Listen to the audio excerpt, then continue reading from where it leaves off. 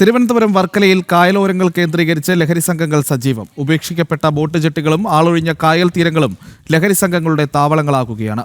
പകലെന്നോ രാത്രിയെന്നോ വ്യത്യാസമില്ലാതെ യുവാക്കളും വിദ്യാർത്ഥികളും ഒത്തുകൂടുന്നതായാണ് നാട്ടുകാരുടെ പരാതി.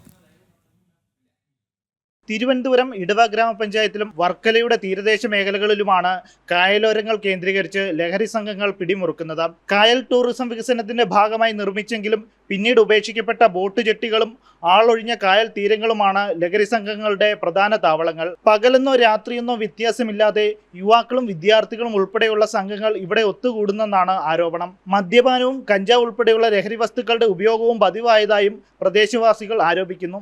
കുറേ സാമൂഹിക വിരുദ്ധന്മാർ കള്ളുകുടിയും കഞ്ചാവ് വലിയും എവിടെ നിന്നൊക്കെയാണ് ആൾക്കാർ വരുന്നത് ഞങ്ങൾക്ക് പോലും അറിയാൻ വയ്യ.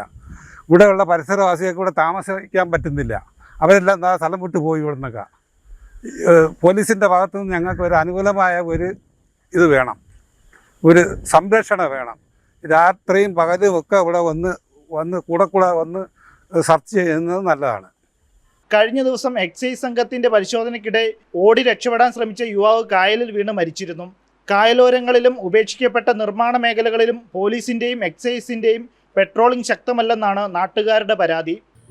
ഇതൊരു ഒഴിഞ്ഞ പ്രദേശമായതുകൊണ്ടാണ് ആർക്കും പിടിക്കാനും എടുക്കാനൊന്നും പറ്റാത്തൊരു സാഹചര്യം വരുന്നത്. കാര്യം ആരും വരുത്തില്ല. ഞാൻ അപ്പം അത് അറിയാവുന്ന ആൾക്കാർ ഈ സ്ഥലം നോക്കിയെടുത്ത് പക്ഷെ മറ്റിവിടെയുള്ള ആൾക്കാർ അതിനകത്തുള്ള ആൾക്കാർ അപൂർവം ചില ഉള്ള ആൾക്കാരേ ഉള്ളൂ. അല്ല മൊത്തത്തിൽ നമ്മൾ ആൾക്കാരെല്ലാം കുഴപ്പക്കാരാണ്.